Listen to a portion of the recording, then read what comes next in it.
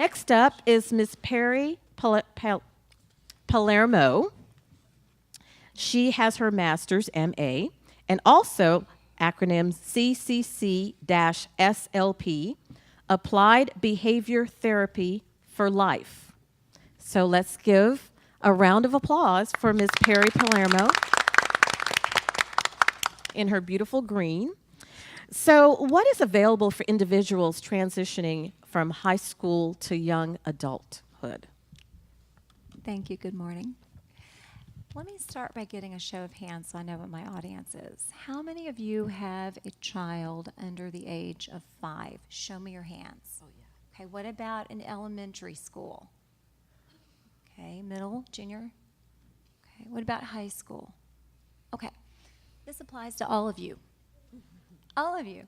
My son is 16. He has very severe autism.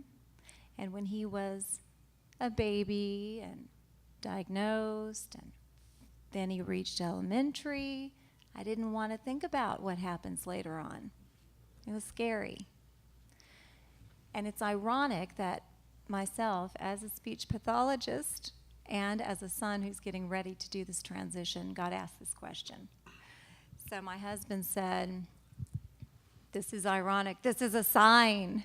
So all of you need to think about these things. I've formulated kind of a 4-point outline because every single one of you will be affected and will at some point need to address what I'm going to tell you. So the first thing we think about is guardianship. There's a trend brewing that guardianship is a yucky thing, and you're taking away your son or daughter's individual rights.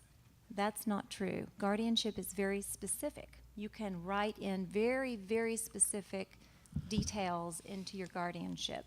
So when your son or daughter turns 18, this is where guardianship becomes involved. A friend of mine, 6 months after her son's 18th birthday, he went with a friend to a gym, and he came home with a whole year gym paid in advance gym membership. It was a good thing she had guardianship, because without those papers, she bought that membership. Okay, so guardianship is specific, can include marriage. Somebody comes along, meets your 18-year-old, wants to get married, and gets your 18-year-old Social Security. It's important to think about at 18. By the way, your son or daughter's high school will have an ARD meeting between the ages of 14 and 16. And this individual educational plan that you will be dealing with, and most of you are dealing with it right now, this is going to help you transition from high school to beyond. So we think about guardianship, we think about education, what happens next, and then we think about living, we think about financial planning.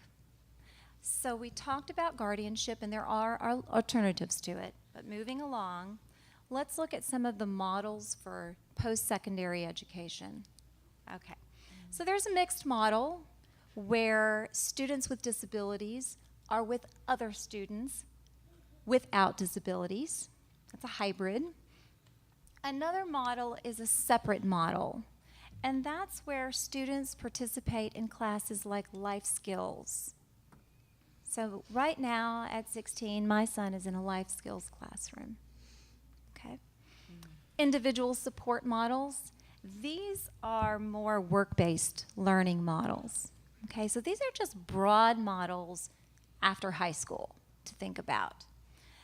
And these models can be at four-year universities, they can be at cooperative programs, community colleges, where your son or daughter learns about money management and can also take academic classes. And then, of course, the technical vocational schools, where a particular career is targeted for education. DARS, write this down. Department of Assistive and Rehabilitation Services, DARS. your son or daughter can contact a DARS counselor who will help with this transition. So we talked about guardianship at 18, write that down. We talked about post-secondary types of models and the DARS program. Let's talk about living. So individuals with autism spectrum live in the same types of places everybody else lives, houses and apartments and condos and patio homes. There's no exception there. But the two ways I think about this are there are family-owned homes and family-directed homes, and then there are those who are directed under someone else's care, and we call those agency operated, okay? And so I'm going to quickly move you from the most independent living to the most non-independent and assisted living. So supported living is where your son or daughter just needs minimal assistance. He or she's pretty independent, okay? Then we move up the ladder a little bit to semi-independent living. And that would include where your son or daughter needs help with things like shopping or cooking or going to the doctor, some minimal assistance. Okay, then there's group living. And I know many of you, like myself, hear group homes. Remember, there's so much change going on now with families owning and directing group homes versus the agencies and including the agencies. Okay, so with those types in mind, a group home is where your son or daughter lives in a group with other individuals who have disabilities. And there is 7-day-a-week, 24-hour staff care. Okay? Then there are foster home living, and this is a model our family is going to use at one point when we are crusty and old. And so hopefully my son will go to a family member who we will establish as a foster home living situation. There are farmstead communities and, of course, assisted living with full grooming, everything with activities of daily living. Okay.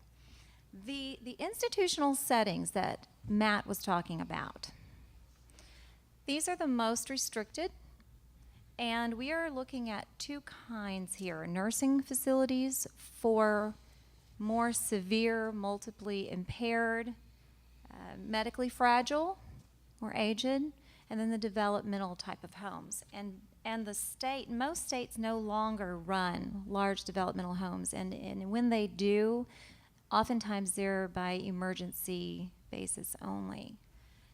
It depends state to state. So then our last thing we talk about is how do we pay for all this?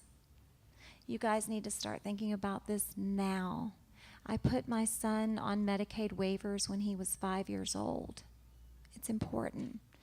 So when we think about, okay, so who's going to pay for all of this? You're going to pay for it, and hopefully Medicaid will assist.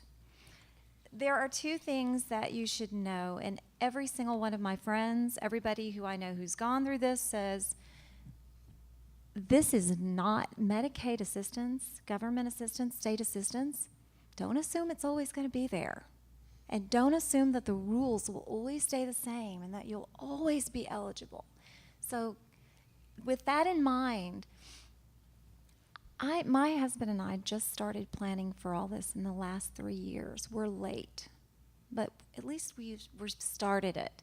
You know, thinking about life insurance policies and special needs trusts and things like that. Well, you know what? This is the sad part about it. This is how much in denial I was. Most of my friends who have very normal, typical kiddos, they've already done life insurance and already planned out where their children are going to go if something happens to them. I didn't want to think about it. I just didn't want to think about the future because I was scared that it was going to be bleak. And so now that I've done it, I feel so much better because if something happens to me, I know that my son's taken care of. Okay, so Medicaid, supplemental security income. When your son or daughter is eligible for Medicaid, you need to try to get, supplemental security income, you need to try to get on SSI. And that's a system in itself. So at that time, try to talk to somebody who's just gone through it, because they are going to tell you what to say on those applications, what not to say. I had no idea there was an underground world with filling out SSI applications, but there is. So you are funding this Medicaid, and Medicaid is the SSI and the Medicaid waiver programs. And Ellen was talking about, some of the others were talking about this as well. Your class, your Texas Home Living, your HCS waivers. Research your waivers. Go on to the DADS, and that's the Texas Department of Aging and Disability, DADS, DADS. Go on that right now and look at all of those Medicaid waiver programs and try to sign up for as many as you can, because some of the wait lists are over 15 years long. So you got to get on them now, and it's never too late. I do have a girlfriend who put her twins on the HCS, and their name came up, and it was I say only 6 years, but I mean, that's like minute time for this waiver. So go and do that as soon as you can. So dads, okay? I want to say thank you to Perry Palermo. She not only gave us her professional